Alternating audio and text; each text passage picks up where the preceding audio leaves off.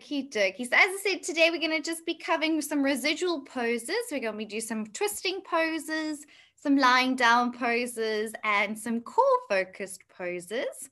It won't be too hectic. I know you've had a long week, long busy weekend. I'll take it easy on you, I promise. Okay, so if you want to come to your manual on page 91, we'll be starting with some twists over there.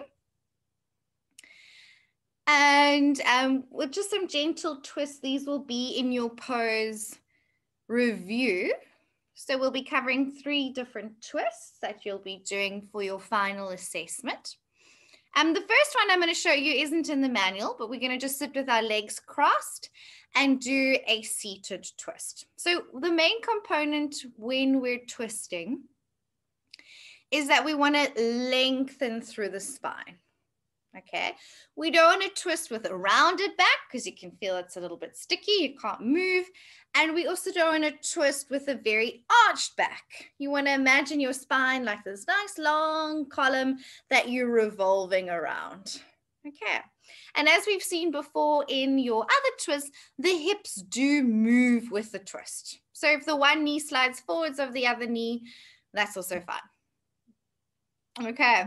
So let me show you your first seated twist for the afternoon, and just take it easy on your bodies today if you're feeling a little bit tired.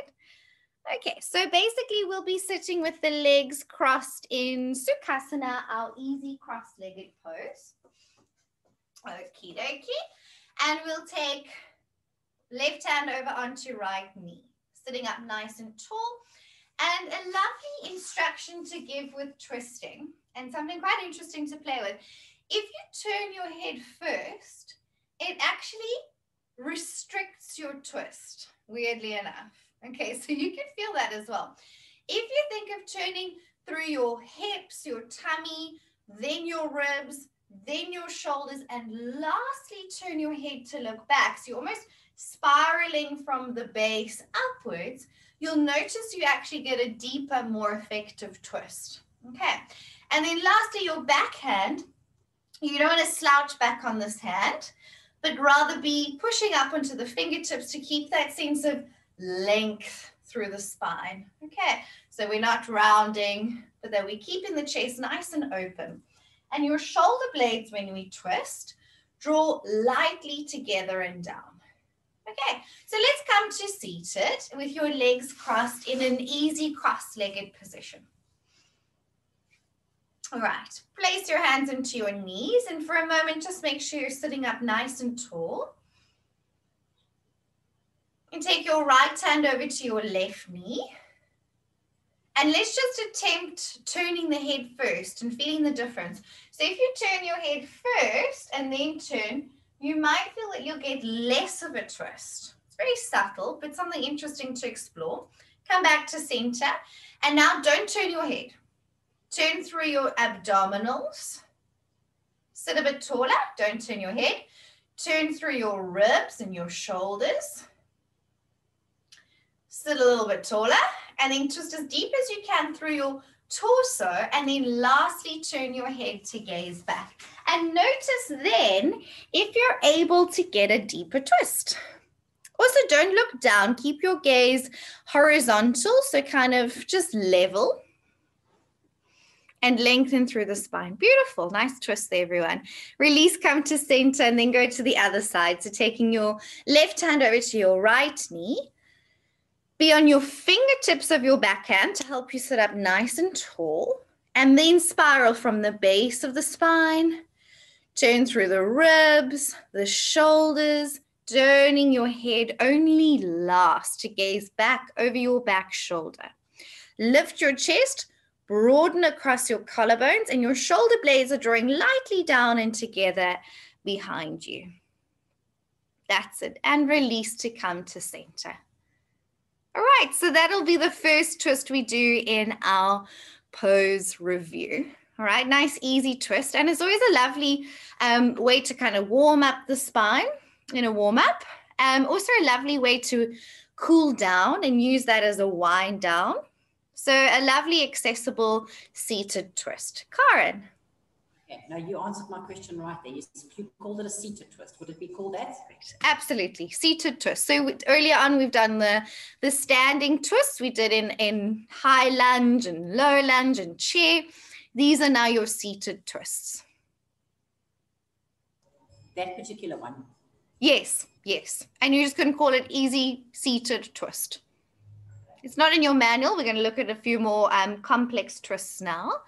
But that is a lovely way to start a class or end a class. A nice, easy twist.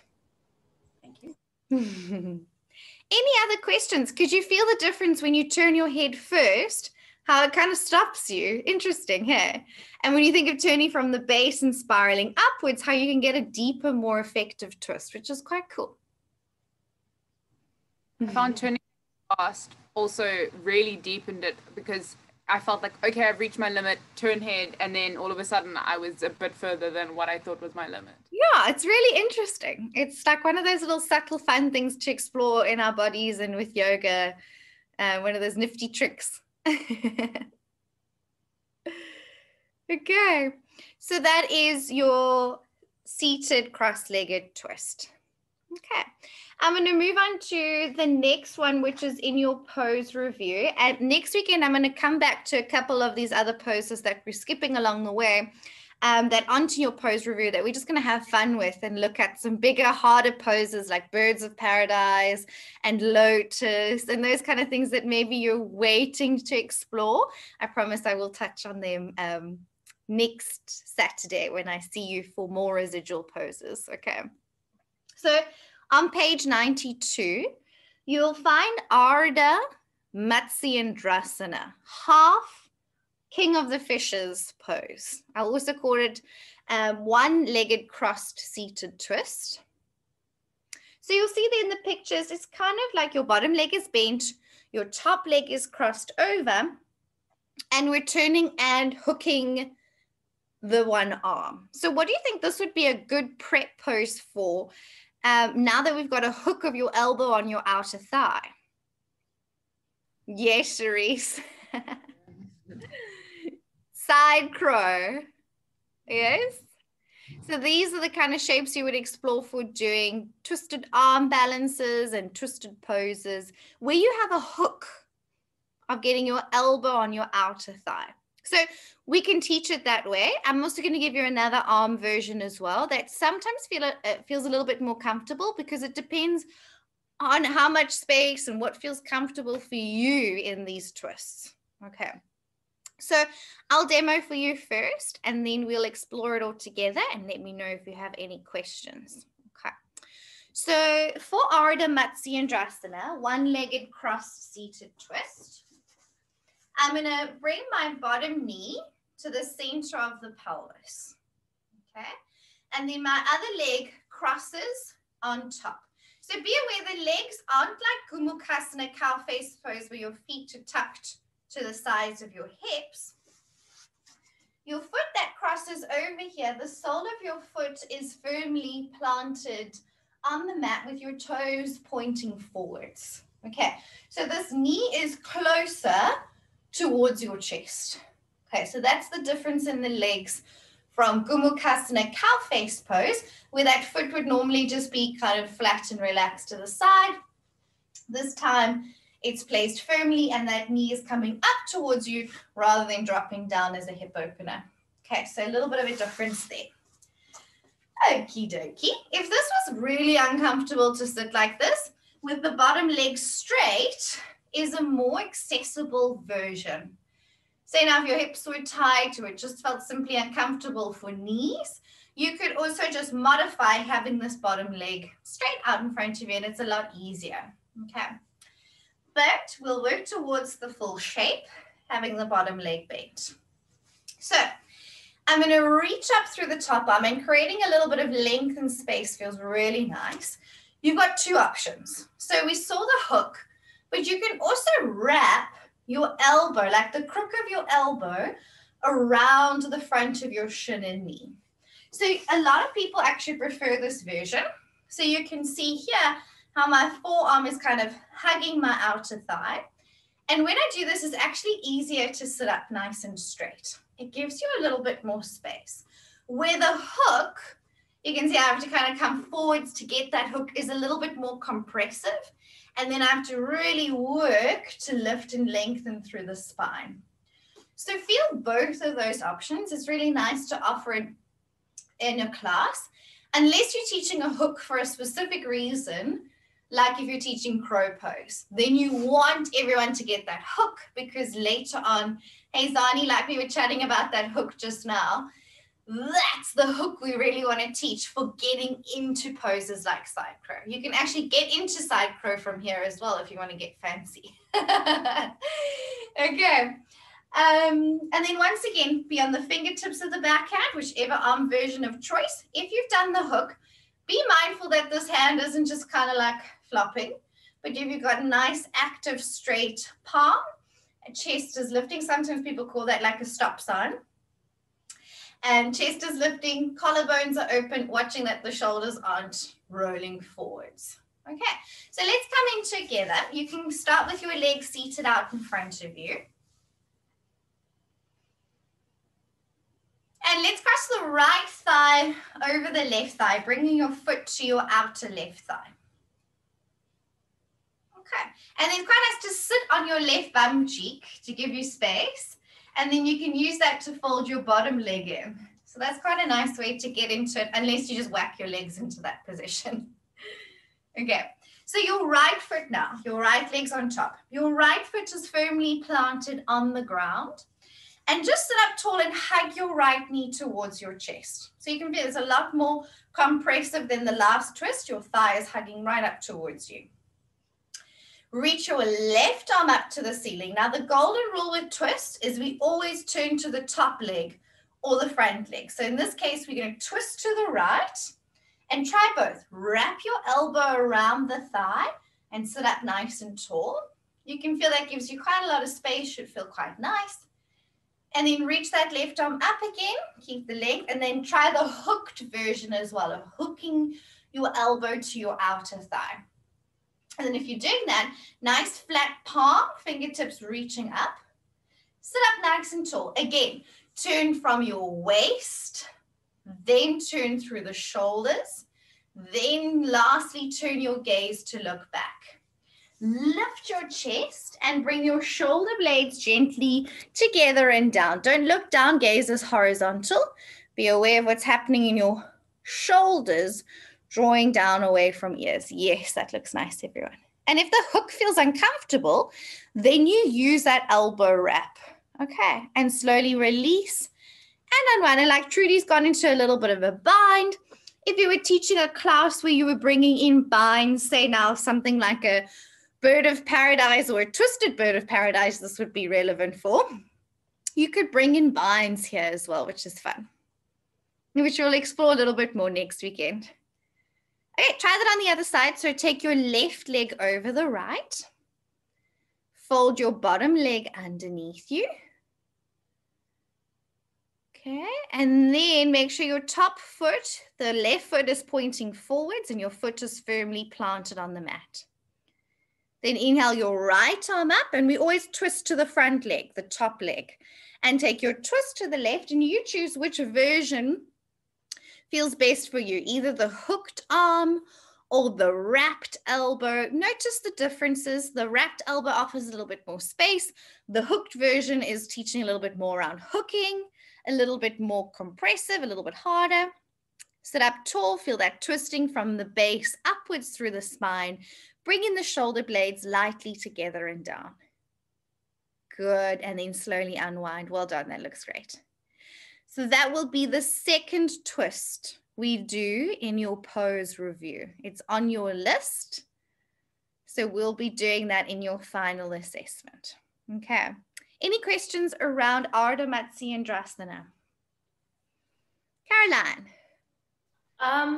So with the bottom, I think I have two questions. With the bottom leg, this one. Yes. Does it matter whether it's in front of the knee or behind the knee?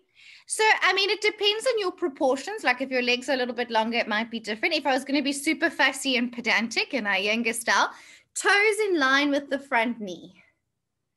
So your toes line up with your front knee. So the foot's in a little bit closer so that your knee that you're holding there can lift up into your chest. So that foot is quite active and foot in line with knee. Only if that works for your body, because we also have to just be real. Not all of us fit into these molds, but that is kind of the idea.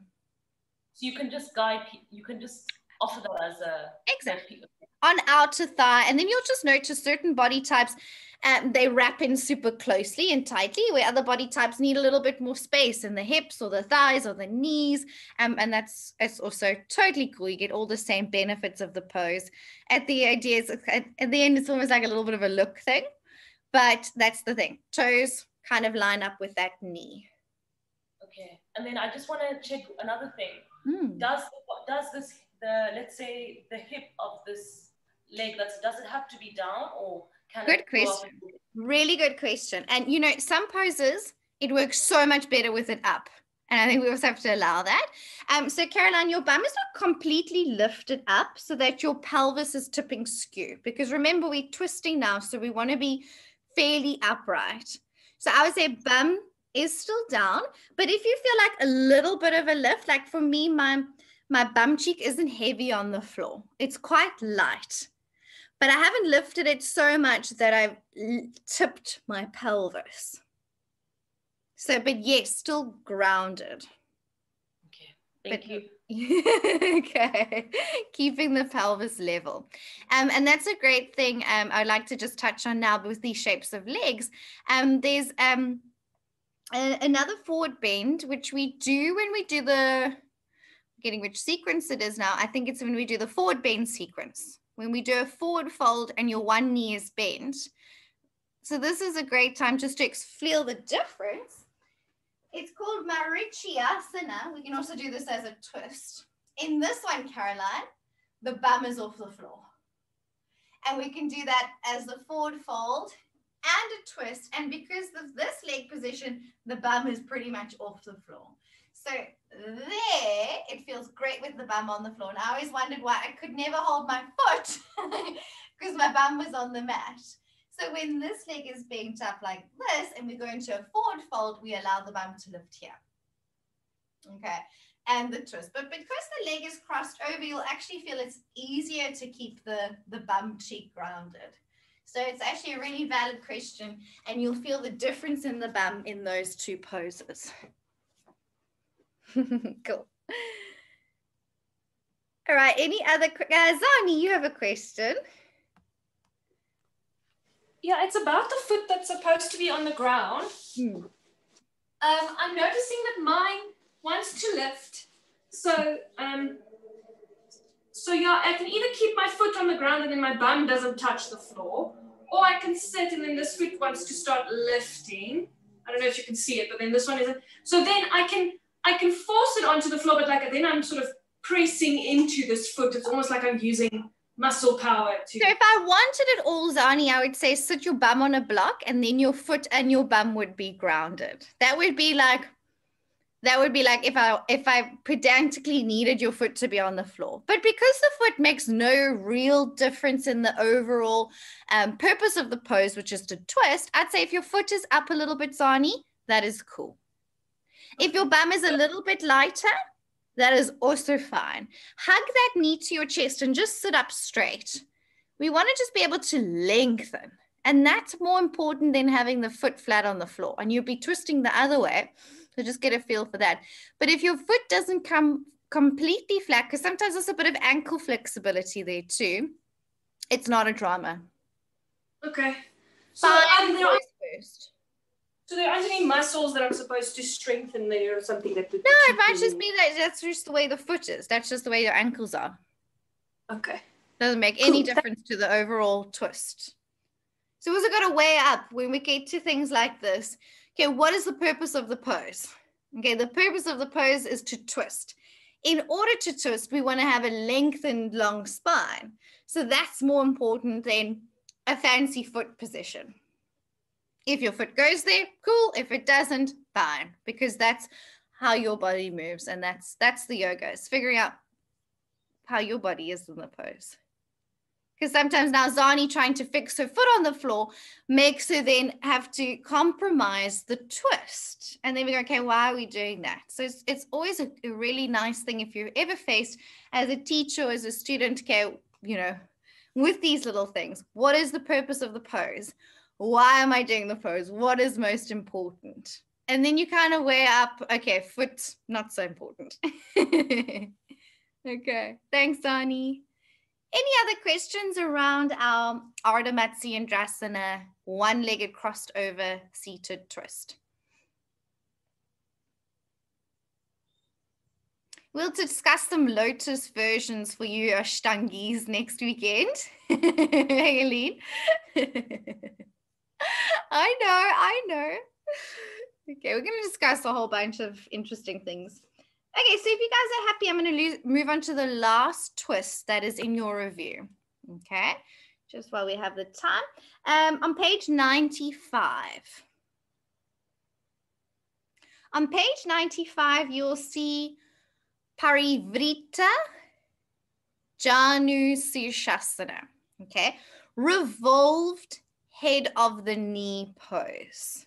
Okay, so it has a similar name to our other seated forward fold that we do with one leg in butterfly, but it's actually a completely different pose. The leg is open out to the side, and we're focusing on doing it as in a twist and a little side bend. It's actually a really, really lovely pose, one of my favorite poses. Okie dokie. So on page 95, we'll do revolved head of the knee pose, Parivrita Janu Sirsasana. I'm going to show you first and then you can give it a go. So I'm going to take my leg out to the side, okay, like a wide-legged forward fold. And then I fold my bottom foot in like a butterfly pose, but my foot's going to be over, touching the inner thigh of my left leg. Okay, so that is our start position. Bottom foot is flexed, leg is active. Right. We have to remind ourselves that this is a twist. So however tempting it is to reach over and fold, the idea is to keep the twist. Okay. So we're going to start off opening up through the chest, hand onto the shin, reaching top arm over in line with the ear. And I'm going to turn and open up through my chest, because at the end of the day, it's a twist. And that's what we're looking for in this pose. And then depending just on your body, you might go down a little bit further and be in a little bit more of a side bend within the twist. Okay, maybe if your arms are really long, you want to bind your bottom big toe and reach your top arm overhead and also catch hold of your toe. Remember, it's a twist, so it's not about dropping the chest here. If you're heading there, you're going to lean back and twist the chest open. And here again, Caroline, when I went into that deeply, I allowed my bum to lift because it gave me a little bit more space to lengthen and twist. You might need to, you might not need to. Here, it's okay if the bottom bum cheek lifts if you're at that nth degree of the pose. So let's come into it together. Some of you are already there. One leg is out to the side like a wide-legged forward fold. Bottom leg is bent in like butterfly.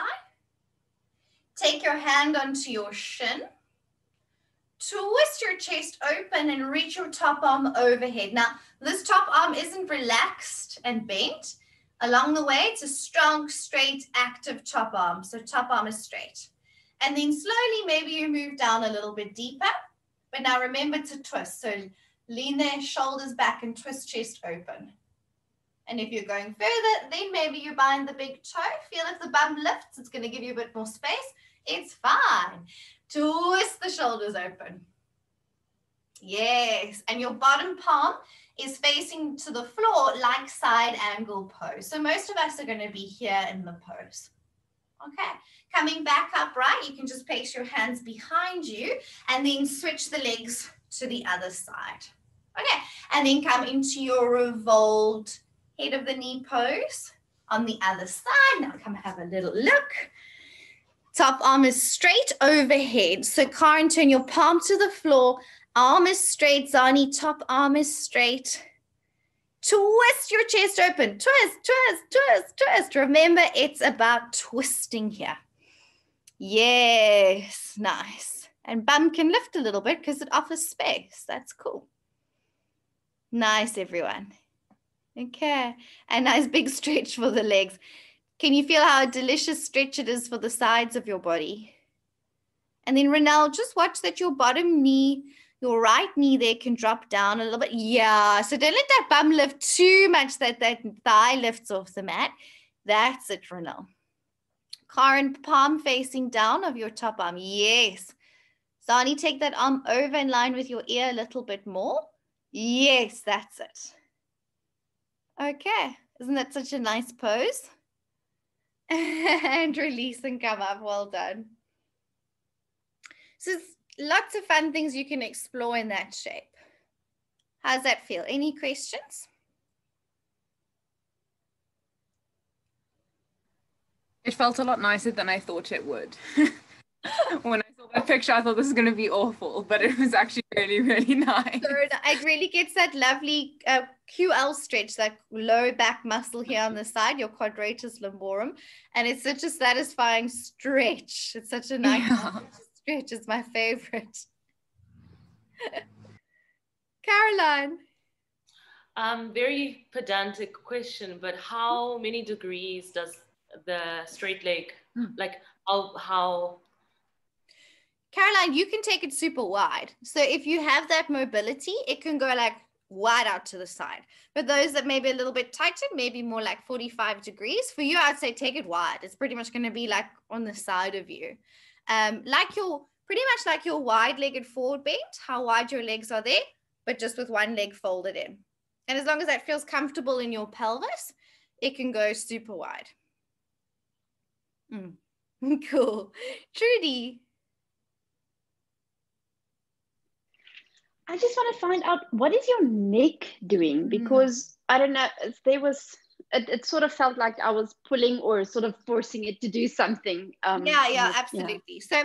So, you know how we have our head in side angle pose when the arm is over? And I said that, I don't know if I did say to you, when you look at your armpit and then look up a little bit, it helps to bring the head back a little bit. The end of the idea is your neck is following the line of the spine. So because we're twisting, that neck is just completing the twist, just as if you were doing it upright. So what you're doing there, Trudy, that makes it feel weird, is your ears dropping down a little bit. Keep your neck level. That's why I like this weird thing where I say, look at your armpit, because it brings your chin back. Yes. And then just turn your nose. Yes. And then your bottom ear isn't dropping. Can you feel that? Mm-hmm. It's a thing, it's very hard because we often drop the ear and then it's very strenuous for the neck. But when we tend to do the double chin thing, which doesn't sound very attractive, then turn, it kind of brings you into that alignment. So that might be a helpful tip to keep your, only if it's comfortable to turn your head. You know, it's never important. If it's more comfortable for you to look straight or down, that's also cool. But I quite like that because my neck feels a bit straight. So I often look down and then lift my gaze higher. See if that works for you. But it's pretty much like the neck and side angle if you were like that. Okay. Any other questions? Go wild, ask away. So those are the 3 twists you'll be doing in your pose review. So you'll need to just go over them again, please, that you feel comfortable. Often with this one, I'm always like, keep your arm straight because you want to bend your arm in this pose. So that top arm is nice and straight and active along the way down. Yes, Dani, like that. Okay. And always, we kind of want to go down because it feels like that's the most important thing. But in this, it's a twist. So it's not about going super low. It's about opening up the chest and being in the twist. I always love, if you Google, there's an awesome picture of BKS Iyengar in this pose. And his chest is literally pointing up towards the ceiling. And it really is such an amazing expression of the twist. And I normally always pull it out when we all in the studios. Just look at this. Remember, it's a twist because his huge barrel chest is like twisting up towards the ceiling. And it's just really extreme. Okay, so those are all your twisted poses you'll be assessed on. Just 3, not so bad, right? Of course, there's more, so you're welcome to explore in the manual a couple other nice seated twists. And we'll discuss some more when we do Lotus next week. We'll discuss a few of those crazy ones, okay? Ashtangi's always has big smiles when we talk about Lotus. It's so funny. Okay. Any other questions around twists? Are we happy with that? Cool. Then I'm going to move on to your core pose, which we'll be doing in your assessment, which is on page 97. On page 97, you'll find boat pose, Navasana. Okay, we've got full boat pose. And then we have half boat pose. We'll be doing both. Okay, and the big difference between full boat and half boat is the spine. So in the first picture, you'll see full boat pose. It doesn't matter if your legs are bent or straight. The full boat pose is actually referring to the spine, okay? Spine is straight in full boat pose. And in half boat pose, the spine is round. Okay. Full boat pose, your knees can be bent and it's still full boat pose. Okay, it's referring to having the spine lengthened and upright. So you're going to feel very different muscle activations with those 2 poses. Okay. Full boat pose, the spine is straight. You're going to feel more work in your legs, your hip flexors, and your quads, okay? And we know now when the spine rounds, that's when we activate core, which you've all been wanting to do core. If you want to work your core muscles, you need to round your back, and you're going to really feel that in half boat pose. As soon then as we round back on our sit bones, you're going to feel the abdominals take over the work. So it's actually quite a nice way to feel the difference, okay? So I will show you our full boat and moving into half boat, and then you'll give it a bash and see for yourself as well. So we start seated with the knees bent, okay, holding back of knees. And then I'm keeping my back straight and I'm sitting back on my sit bones. My spine is still lengthened. Then you can float your legs up and just find your balance here with the chest lifted, spine straight. So legs bent is still perfectly fine if that helps you to get your back straight, because at the end of the day, it's just hamstrings, okay? You can also have your legs straight if that works for you.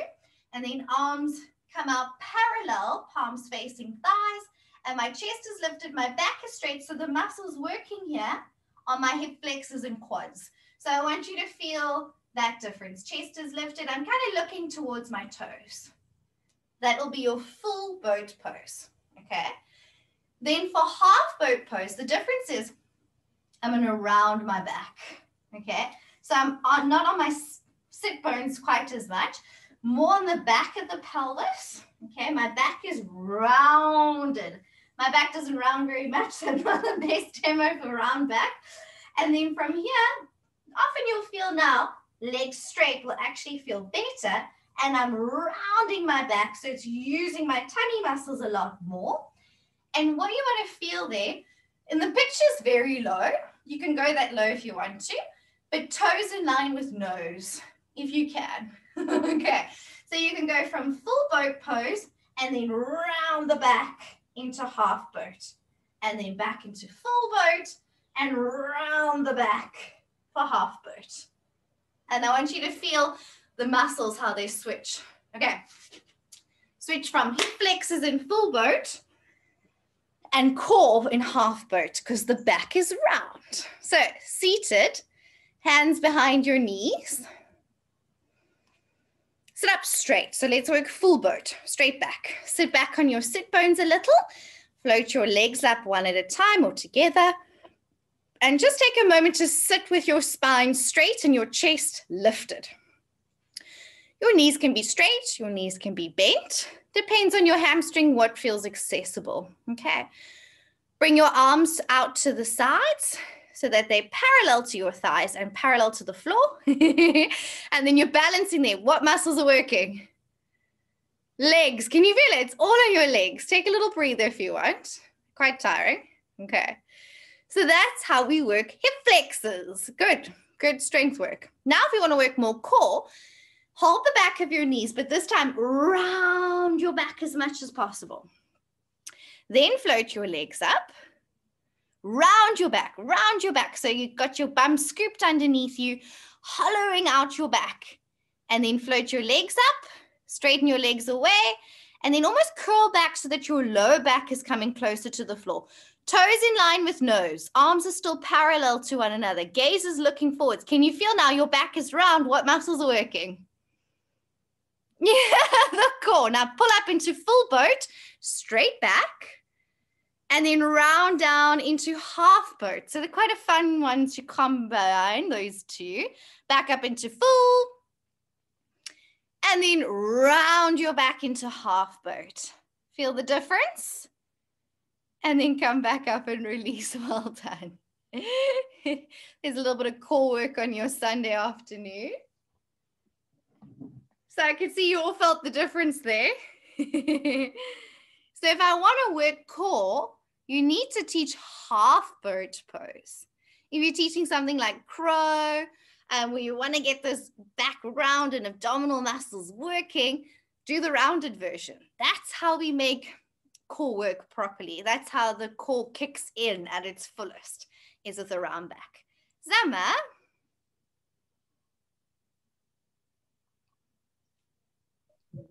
I'm just wondering, when you are going from full boat pose to half boat pose, are the hands straight like this or like that? Palms are facing up? your thighs. So thumb is up, baby fingers are down, palms are facing your thighs in both of those. Okay. So the hands are like that. Does it matter? Does it matter too much if it's facing upwards when you come down? No, I mean, it's not a drama. It's not going to make any difference to the pose. It's just a look thing again. But if it feels more comfortable for palms to be up, that's also totally cool, Zama. Okay. Any other questions around your boat pose?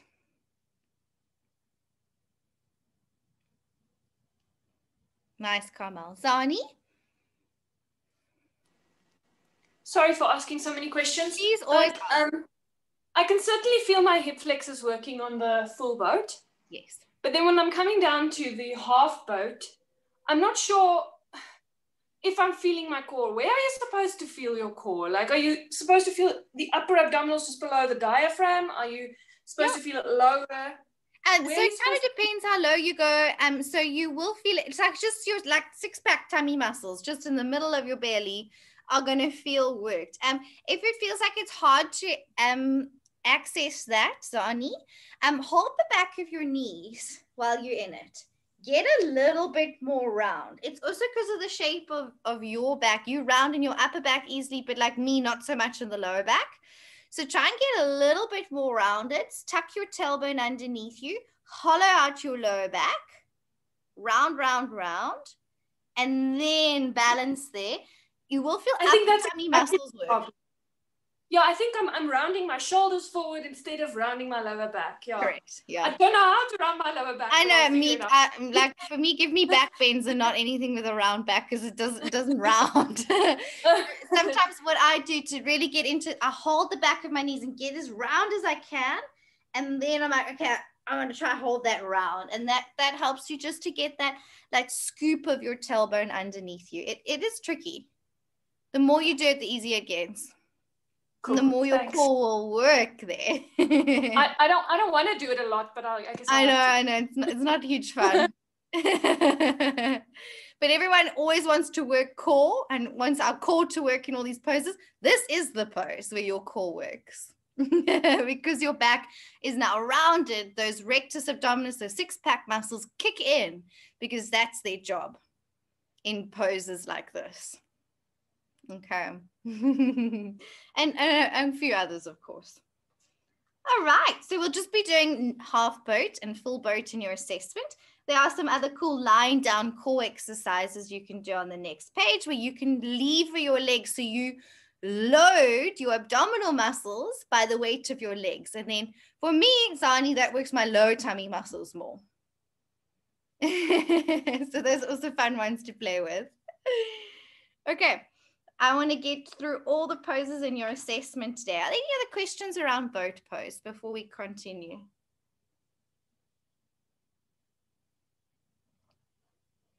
Feeling all right? Good. And get through them before you all are too tired this afternoon. On page 100, we're going to look at some lying down poses. Yay. Helene, you'll be happy you can stay down there. So we've done this in your forward bend sequence. Your supine hamstring stretch, lying on your back hamstring stretch. Okay. Supta Padangustasana. You can see in the picture you can use a strap if you have one. You can also just hold the back of your leg if you're at home and you don't have one. And then for those that have very long hamstrings, okay, and sometimes just long limbs also helpful, you can bind the big toe.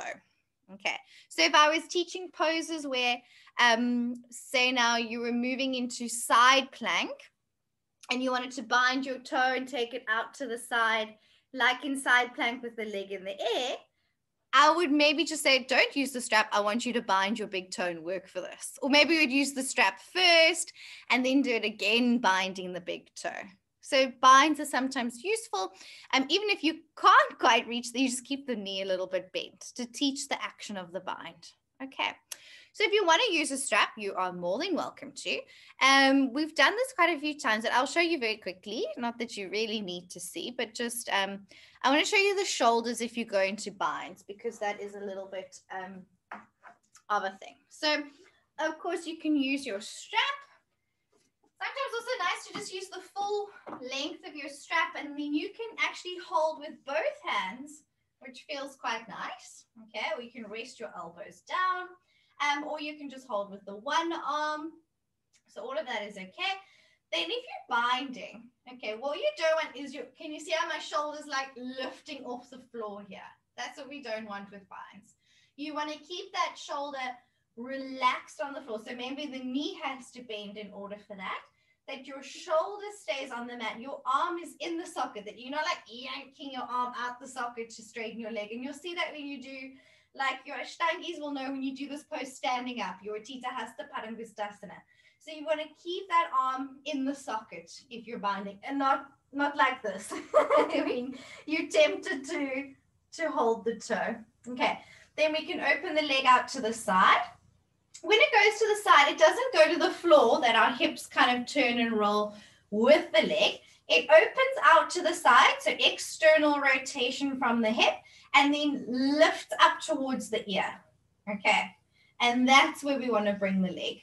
Then, of course, you can do the twisted version where you twist off to the side. So you can have fun with different, so if I'm teaching a twisted pose, like revolved half moon, I would do the twisted version.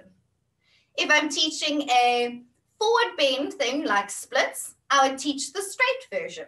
If I'm teaching an external rotation pose, where I want my leg to go out to the side, I would teach the external rotation version. So it's quite a cool pose to bring in as a good prep pose in sequencing. Do you want to give it a go? Come to lying on your back.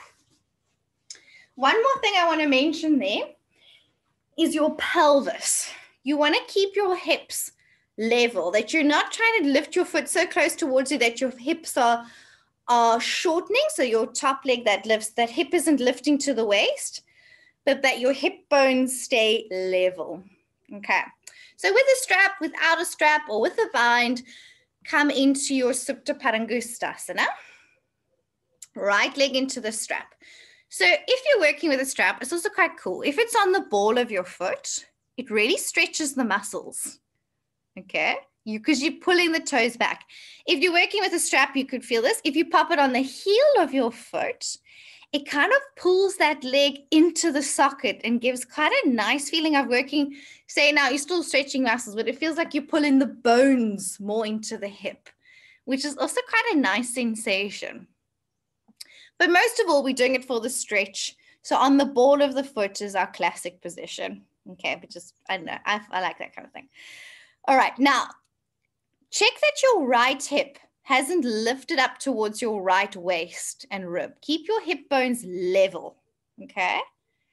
Arms, shoulders down, arms in sockets, back of the neck is relaxed. Okay, even if the knee needs to bend a little bit in order for that.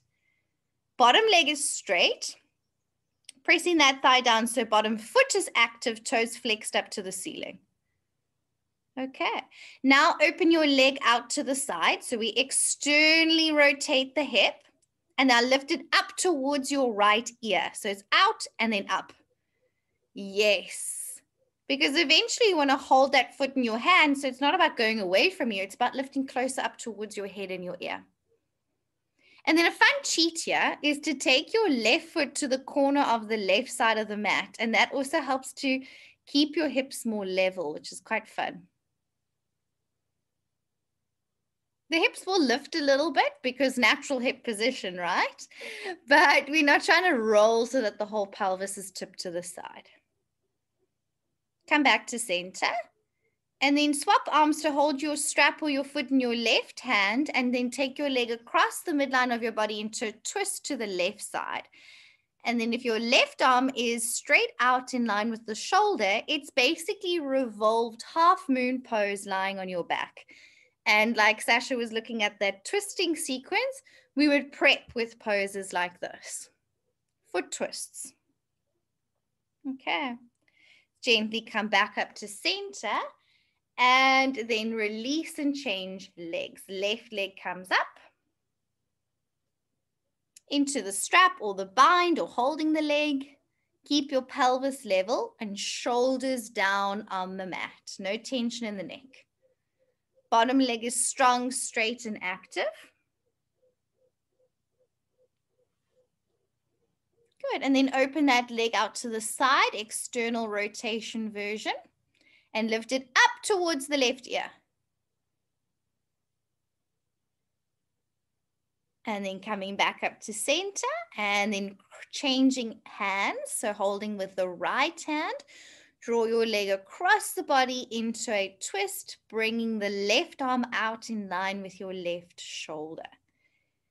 And then you've got a really nice deep twist. And then coming back to center, release and let me know if you have any questions there.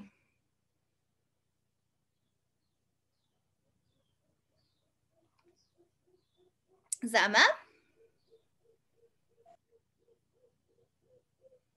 Unmute Zama. Sorry. When I'm using the strap, I'm not sure what because you said we must swap the hands. So I was just confused as to what the other hand should be doing at that point. So if I've got the strap on my foot like this, and maybe I'm holding with both hands or anything like that, and then I want to move into the twist, I take the strap into the right hand to draw that leg across, and then my other arm is straight out to the side. Okay. Does that make sense, Summer? So that the other arm crosses that leg over the center of your body, and then your arm that was holding the strap comes back to the mat to keep the shoulders grounded in that twist. Okay. Does that and make I feel sense? like my leg is not quite. You said it's okay if it's a little bit bent because my leg is a little bit bent. Yeah, that's totally fine because it just depends on your hamstring flexibility, which you do have, Summer. So it's just different sometimes when it crosses the midline of the body. Sometimes you get that really strong pull on your outer thigh. Do you feel that? For me, it's like, whew, Yeah. very strong. And then that might be a little bit tight. So a soft bend in the knee is always okay. Yeah, that's fine. Did I answer your question there, Zama, with a hand? Okay. Yeah. Cool. And then Sasha, you have your hand up. I just, with this, a similar question. So you were saying if we can keep that in the twist, keep that hand in line with our shoulders. More important there, a straight or straight-ish leg, or the hand in line with the shoulders? Because my leg has to be very bent. So again, it's looking at what do we want from the pose. So if I wanted a really big shoulder stretch, I'm going to say keep your shoulder on the mat, keep that arm out straight, because I want the stretch in the pec. Okay. If I wanted the twist, I'm going to say let your hips go. Even if the shoulder pops off the floor, fine. The shoulder will be lighter, but allow the hips to turn and twist with you. Okay. So it kind of depends. Are we doing it for the twist? Then we want to get a big twist, or do we want to get it just a nice stretch in the shoulder? Okay. That makes sense, Sasha? Yeah.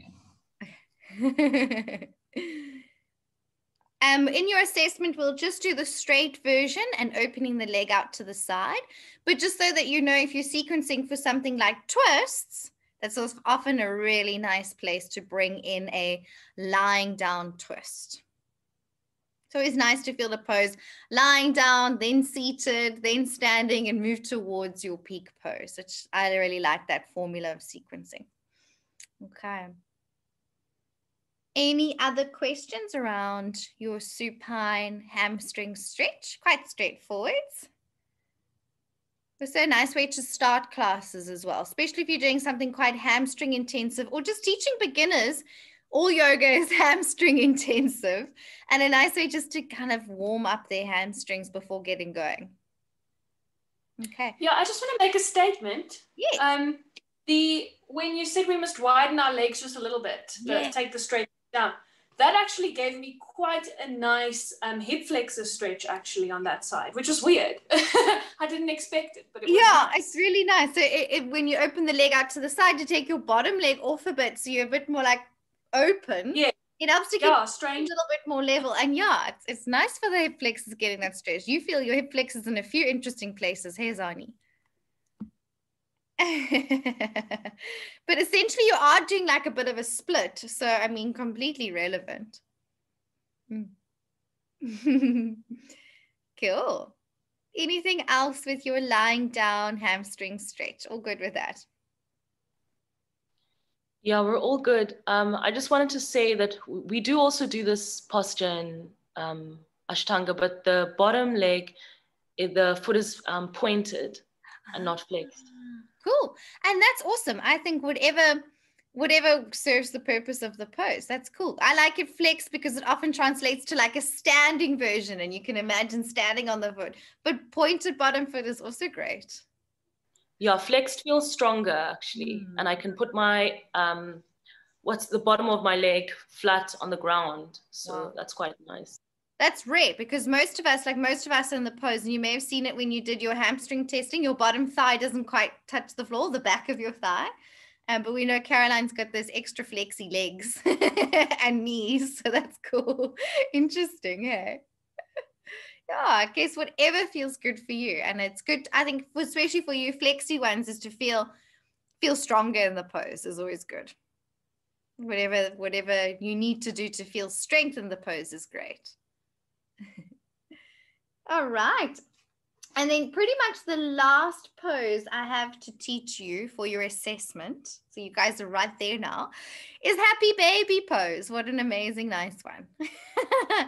Okay, so happy baby, we have done it in your arm balancing sequence where we hold the outer edges of the feet. Okay, so you know what this one looks like. So you can come to lying on your back. Let's take a nice happy baby for a nice inner thigh stretch and nice lower back release on our Sunday afternoon. Okay, so bringing your knees to the sides of your body and then hold the outer edges of your feet. So you hold the baby toe sides of your feet. That's pretty much the main technique. And often your arms might come on the inside of your knees or the outside of your knees, depending on what's comfortable for you. Your feet are flexed and your shins are straight up towards the ceiling in happy baby. So you can separate your feet a little bit more, Renelle, so that your shins are pretty much pointing straight up vertically. Yeah, that's it. That's it. And then your bum can lift off the floor if that feels good, or you can drop your tailbone back towards the mat, whatever feels nice for you. And then, of course, a little rock from side to side gives a really nice little massage into the lower back and feels really great. Okay, so a nice prep for opening up inner thighs, adductors for things like crow pose and some hip openers. Sometimes you also do it with one leg. Sometimes it's more relevant if you've got a one-legged hip opener, like pigeon or something. Then you can drop one leg to the floor and focus on doing happy baby with one leg. I would also teach it if I was teaching something where my knee hooks over my shoulder for more advanced arm balancing poses like Titibhasana, 8-angle pose, Agni Stambhasana, where you have to hook your knee over your shoulder. Happy baby is actually quite a cool prep, more single leg happy baby. So you keep one arm hooked, holding one leg up rather, and then snuggle your shoulder behind your knee. And you can also work some really cool shapes. Yes, Trudy. You can work some really cool shapes in order to do more advanced arm balancing poses as well. So I use that quite a lot when I teach the advanced teacher training, because we can feel the shapes lying on our back, which I think is always a nice place to explore shapes of poses for peak pose sequencing. Yeah, Trudy, and then Trudy's not putting her feet behind her head. This would also be a great prep for that. Okay. And that's your happy baby pose. And also a really nice way to wind down before Shavasana as well. So now you've done quite a lot of back bends, and can also be a nice counter pose just to do a little happy baby, and then Shavasana can also feel really nice. Okay. Any questions around happy baby pose?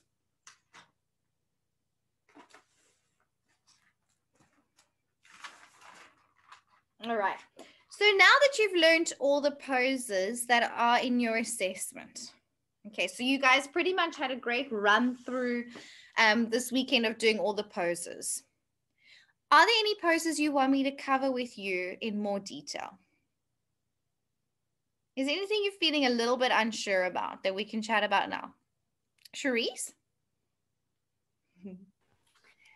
I am really struggling so much with the side grow. I've tried everything. I've tried blocks. It's just not happening. And I don't know what I'm doing wrong.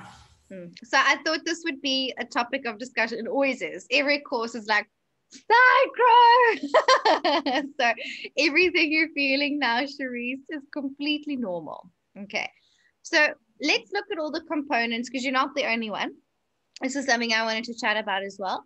All the components around side crow. Okay, so what do we need to do with our arms? So we were like prepping for this. What do we need to do to get our arms? Chaturanga arms. Chaturanga arms. Okay, so we want the chaturanga arm position so that we create a shelf for our knees or our thighs, our upper thighs to rest on, right? So we need a good hook. So remember we did that twist now where we hooked the elbow on the outer thigh. So warm up with shapes like that. Get that hook. Feel a good stretch there, getting that nice hook of the arm. So we saw with Zani today, she needed to get her elbows way lower down her outer thigh. So you need to explore getting a good hook to create a good shelf, first of all. So that is a massive component. So even if we just come back into a prep pose where we did our one-legged crossed seated twist, feel a good hook here, all right? And then feel the shape of hooking that bottom elbow in as well if you're doing the double arm one, which I recommend to start off with. And just feel, can I get my elbows to hook on my outer thigh? Work the shapes in other positions sometimes is also cool. Okay, so let's do that now. We'll do it all together because we can all learn from each other too. Okay, so you can do it with one leg crossed or both legs tucked under. Do your side crow here. So take your one arm over, hook that elbow on the outer thigh. See how much now you can snuggle your upper arm to your outer thigh. Really get that hook. Can you feel like you have to round your back a little bit to get there? Okay. And now the bottom arm's going to feel a little bit weird, but just go with it. Hook your other elbow underneath the hip, underneath the outer thigh. Okay. So we need to be able to get that hook, first of all. And sometimes if your arms are shorter, it's going to be harder. You know what I mean? If you've got bigger boobs, it's going to be harder. Sometimes stuff is just in the way. So we have to explore that. Where the single arm version, you don't have to bring this other elbow in. Your other arm is going to be free.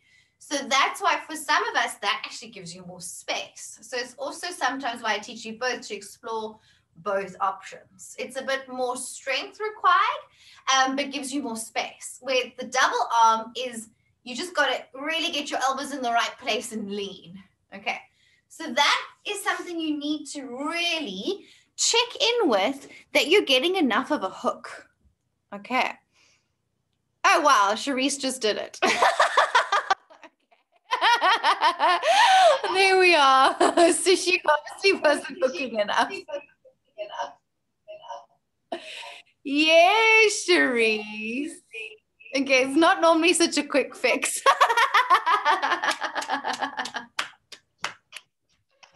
I think my arm placement was wrong because I don't know, I think I missed it the first time when you said you can lean on both arms. And the whole time I've been practicing, I've only been, so my one arm felt so weak and out of place. Oh, thanks. Yay! So can you, like, even just that little snippet of doing the pose in a different way? Do it sitting on your bum in a seated twist and go, look where this arm goes, look where this arm goes. And this is such an awesome moment to feel how peak pose sequencing works, why you guys are learning to sequence in the way. That makes a huge difference, just knowing where to put your arms actually. Exactly. Thank you. Yay. Okay. But okay, that was easy. Okay. Let's look at the rest of the pose. Okay. Because Cerise, okay, that I didn't expect that to happen so fast.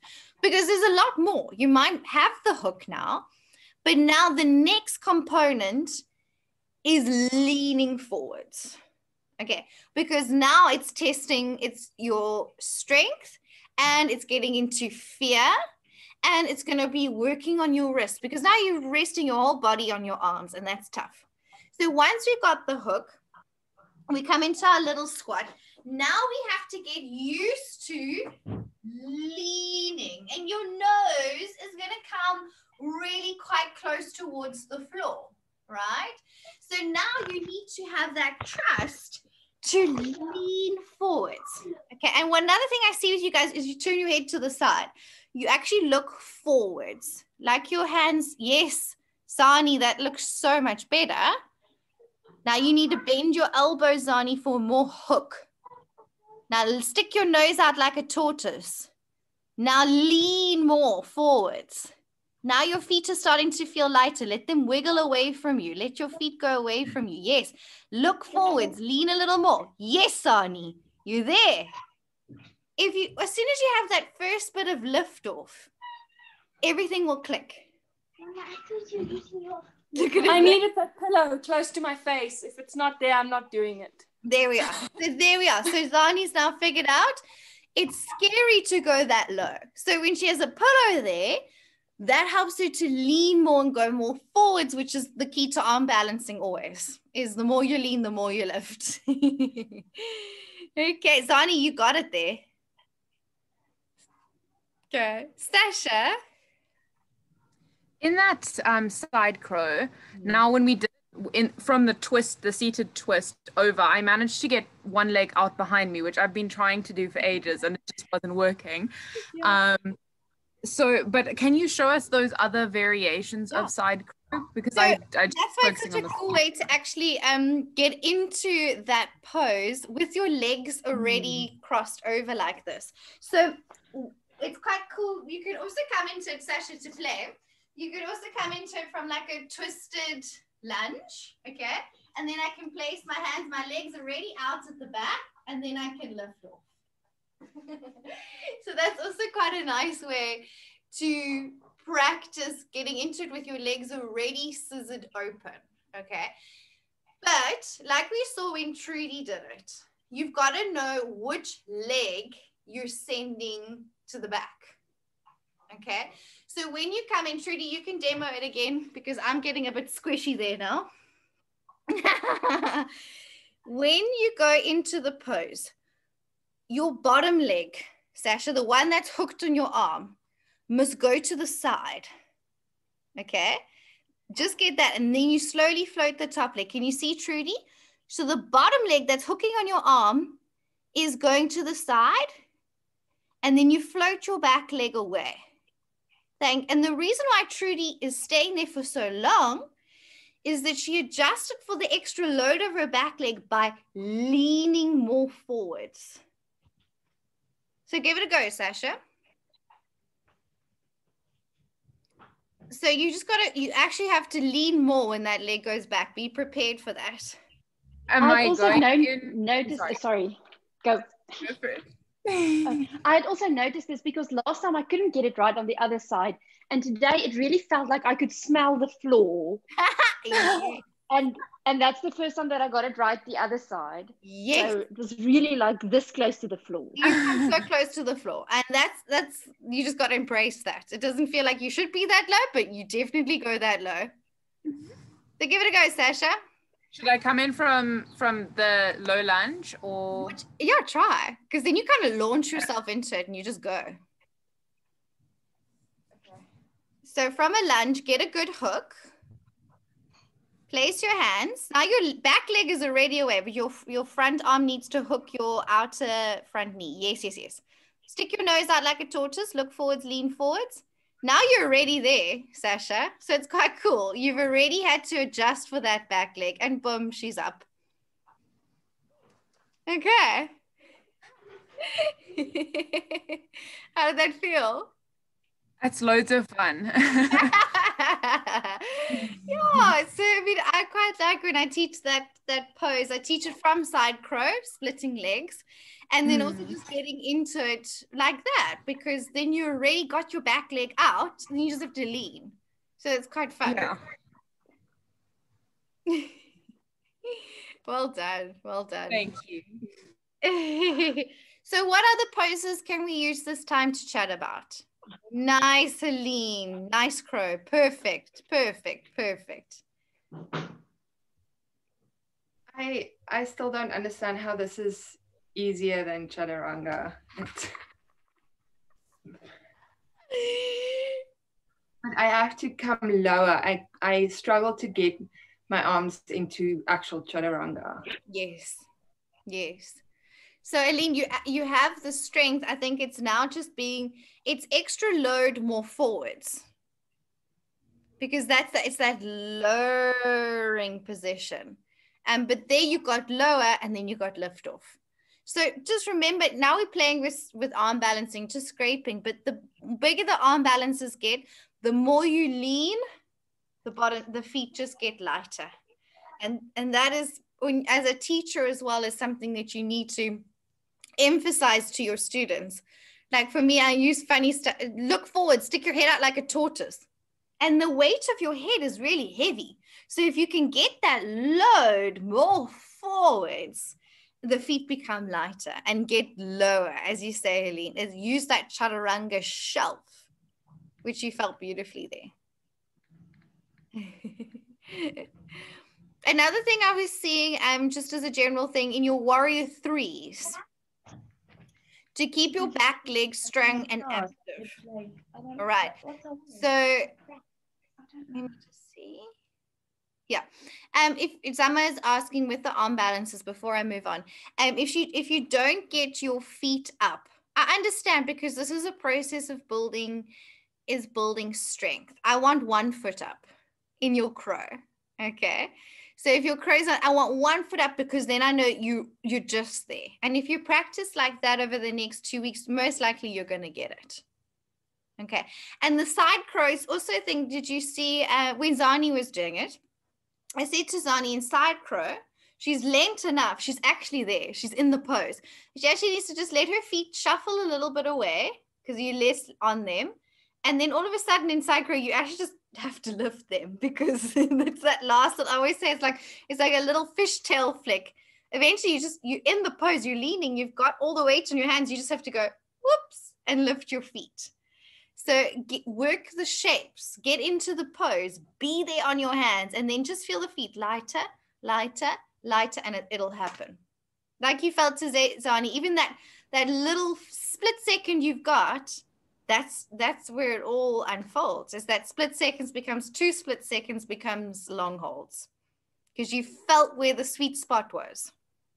Yeah, I realized that I can't really, I'm too fat, but that's my problem. But I can't like turn from here and get chaturanga arms down there. I need to sort of get chaturanga arms up here and then lean forward over it, you know, sort of just a weird adjustment for my hips.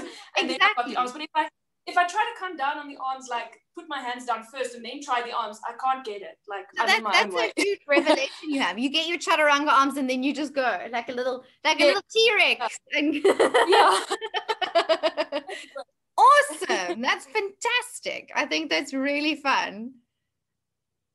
That's perfect because you've got to adjust for our own bodies. And like you said, also Zani, you don't have long arms. So it's hard to get that arm around.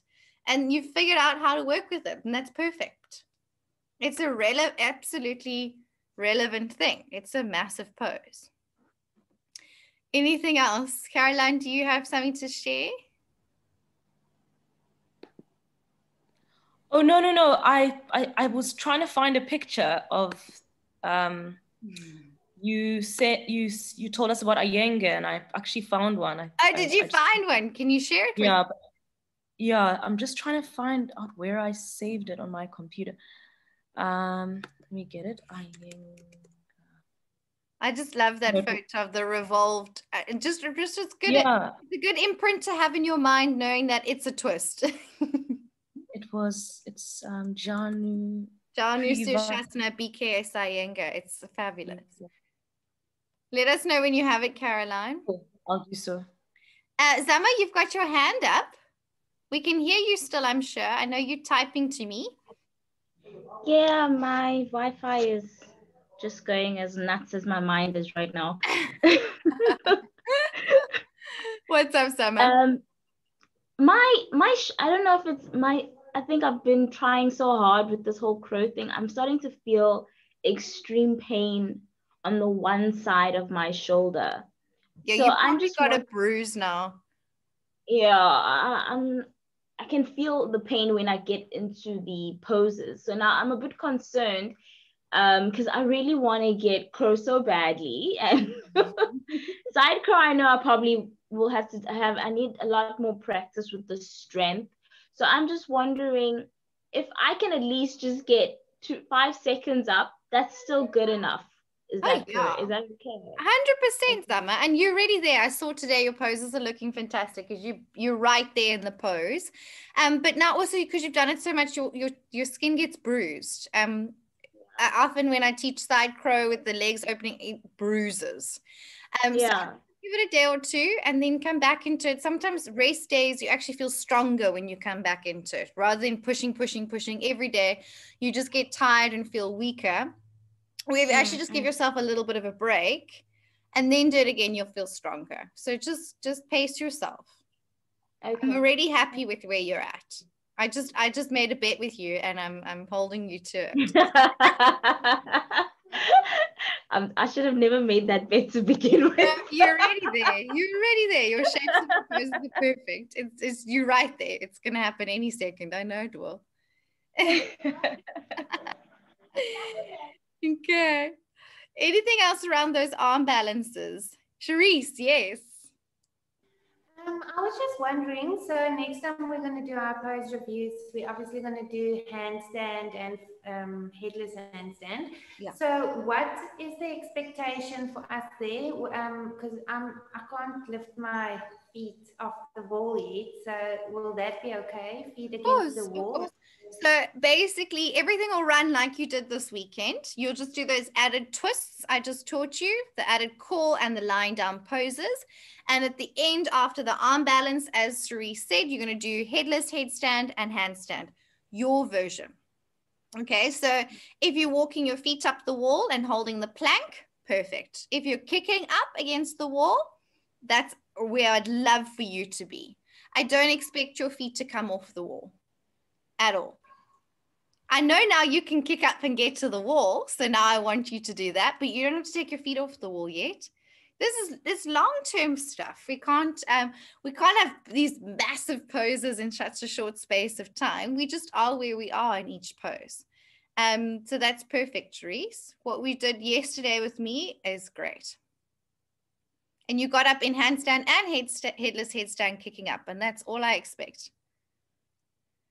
Okay, so that's perfect. As I said right in the beginning, we're all at different phases. Sometimes we're still building that strength. You can't build strength like this. It takes a little bit of time, progressively loading your arms, your wrists, your shoulders, and that's perfectly fine. Okay. Any other questions around the assessment from what we felt? Oh, cool. Caroline shared a file in the meeting. Where do we see? Oh, there it is. So you can look now. Caroline has shared the picture of revolved head of the knee pose by BK Sayenga.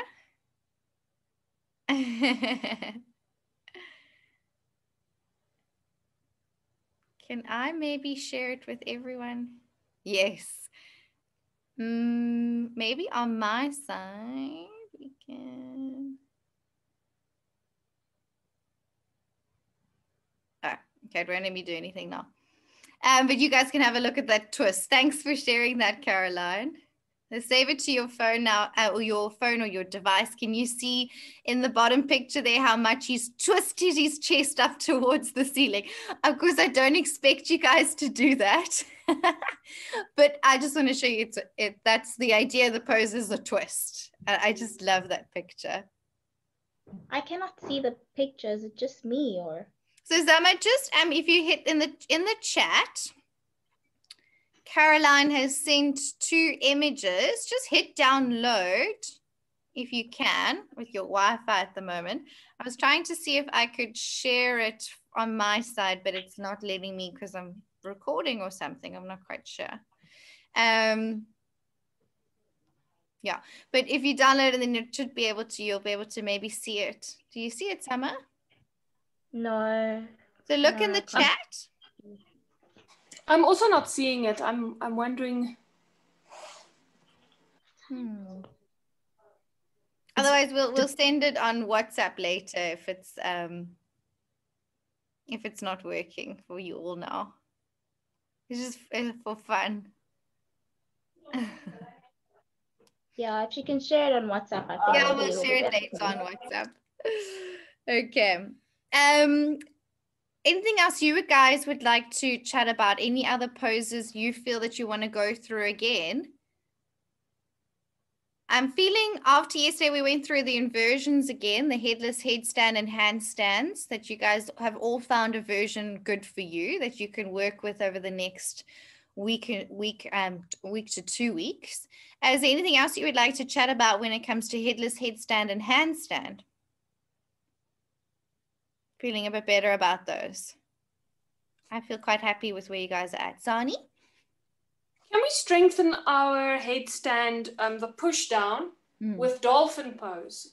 Or is that not a strong enough thing? Yes, you can. You absolutely can. Dolphin in a lot of ways is harder than headless headstand because of that. So we always say dolphin pose is not a prep pose for headless headstand because it's actually just going to make you tired. So yes, on your own time you can practice dolphin, but I would also practice with your legs up the wall, the forearm plank position, and then walking your feet up the wall. I think that also is going to give you a nice feeling to feel that push. And is it very difficult? I haven't tried it, but is it very difficult to go from there and push up into a handstand? Yes, I guess that would be crazy. But maybe down from a handstand into a forearm type of thing? Is that it has been done. It has been done, but you need some serious. Okay, so you go from bent arms to straight arms is killer. Okay, then I won't try it. Thank you. Well, I mean, I'm not going to stop you, but you're going to need to do strength training.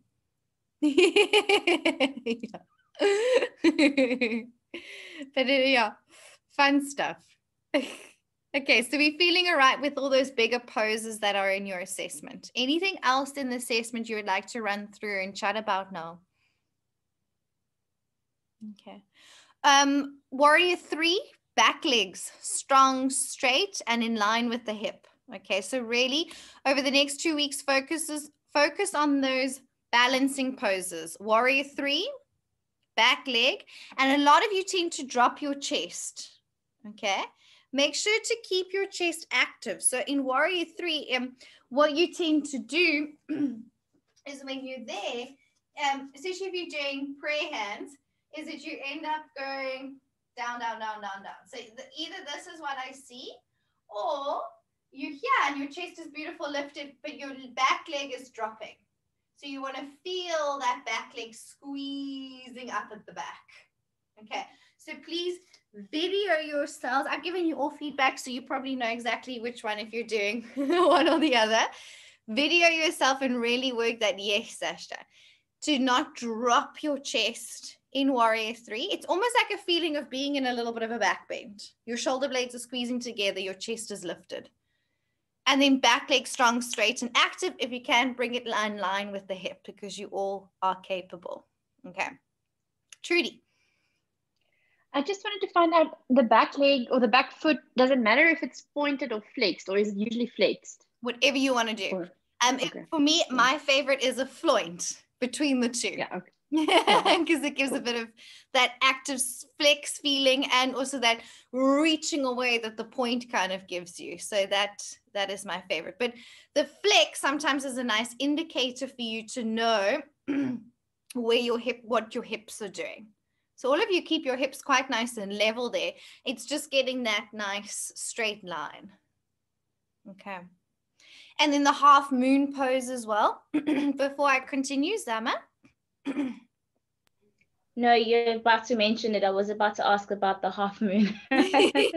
What do you want to ask, Zama? So you can give us a little. I was going to ask, when you go into revolved half moon, the leg that is floating up, it faces down. Is that correct, or is it still facing? Revolved half moon isn't in your assessment, but I know you're doing it as one of your pose analysis. Hey, Zama.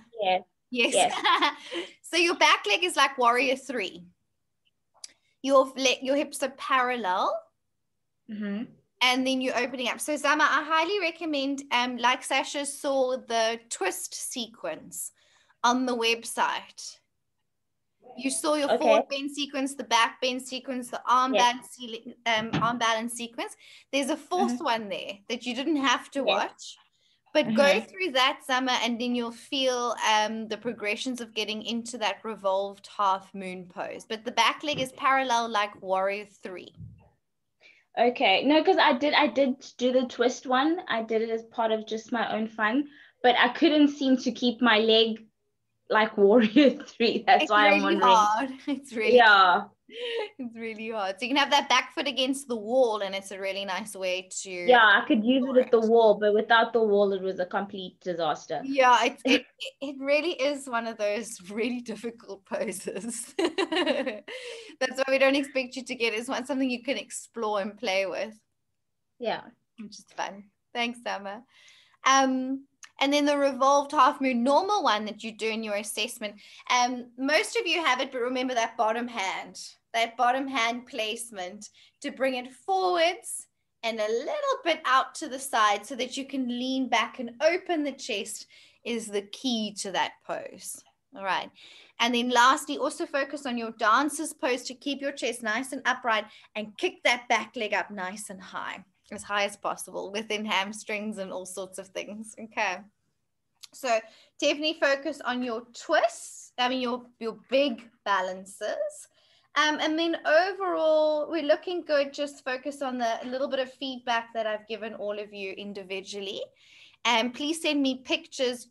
You have 2 weeks now before your assessment. Send me pictures so that I can tick in my mind that I can pass you on those poses before we do our final assessment. Okay. So that's kind of the idea with what I want you to do with those. Cherise. These poses we did now, sorry.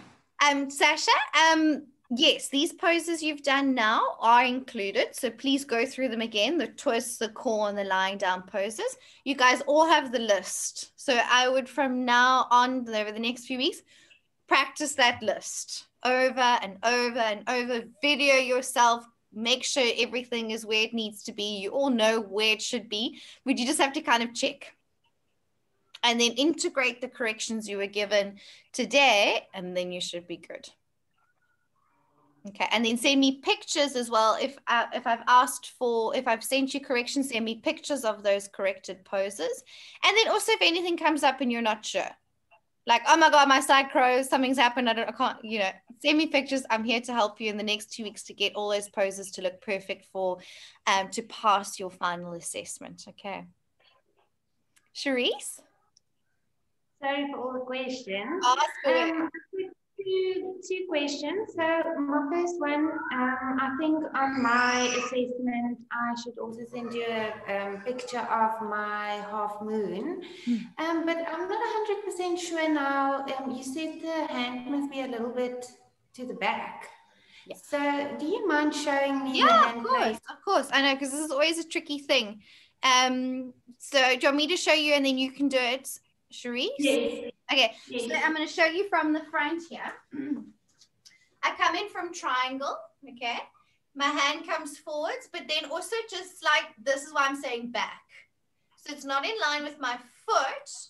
It's going to go slightly to the back so that I can open up my chest. So that's what I'm saying when I say take it out to the side. Take it behind you a little bit. Does that make sense, Cherise? Yes. So it's not in line with your foot here. It's slightly behind the foot, towards the baby toe side of the foot. And then from the front here, I've done that. I've taken it out, but I'm not leaving it here. I'm bringing it forward. So the hand is underneath the shoulder or forwards of. And that pretty much makes the whole pose work. You want to give it a go? So you can just step into it or come from triangle if you want. Yeah. So then as you bend your front knee, take that hand slightly, yes, other way, behind your big toe. Yeah, your baby toe, sorry, baby toe, that was me. There you are. Yes, Cherise, that's it. Can you feel when that hand is more to the baby toe side of the foot, on that side of the mat, it really helps you to balance and open up. Okay, thank you. And then my last question is, when is our last pose analysis that we're doing? Or we are doing that on our final weekend together. Is in December the 13th. That's Sunday, if I'm not mistaken. That weekend is your final assessment. So we don't have a pose review next weekend. I'm going to meet with you guys still and chat about poses and everything else. But the next time we meet in small groups will be your final assessment. Okay. Anything else around that? Anything else you're going to be handing in your pose analysis, 3 poses that you're analyzing to me on the 1st of December. So coming up in 2 days, I think that's Tuesday. Okay, so some of you have already sent yours in. I'll start looking from tomorrow. Any questions around that you want to check in while we're all together? Feeling okay? Good. And then anything else that you want to ask about?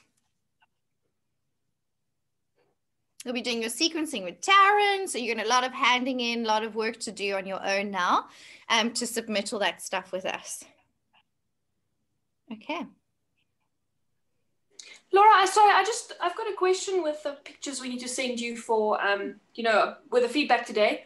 If I can actually record a bit of a low resolution video of those, is that okay? Perfect. Yes, absolutely. Send me a video if that's easier. That's totally cool. Okay, thanks. Because then maybe you can also see if I'm doing something funny getting into it. Yeah, absolutely. Yeah. Send me videos. That's totally fine. Thank you. Trudy's in a beautiful dress. She's off to, so this one's very busy. Sorry, we're singing again. And so so I was just about to ask if I I'm thought your allowed to be makeup excused. was very glamorous. We are done, Trudy. You're welcome to leave and go and look. Thank you so much. I hope you guys have a wonderful Sunday. All right. Thanks, guys. Bye-bye. Trudy. All right. I'm here if there's anything else you want to ask or check in with. Otherwise, we can end a bit earlier today if you guys are feeling happy. Okay. All right. Well done, everyone. Well done for your pose reviews this weekend. We'll be chatting lots. Sasha? Oh, no, I was just going to say thank you. Preemptive thank you. Okay, well done, everyone. Have a lovely afternoon. Keep in touch over the next week with corrections. We'll chat with pose analysis, so we'll be chatting lots. Okay. Have a beautiful afternoon. Thank you. Bye. Thank you. Like an angel over there with that sunbeam. Bye, everyone. Bye-bye. Bye.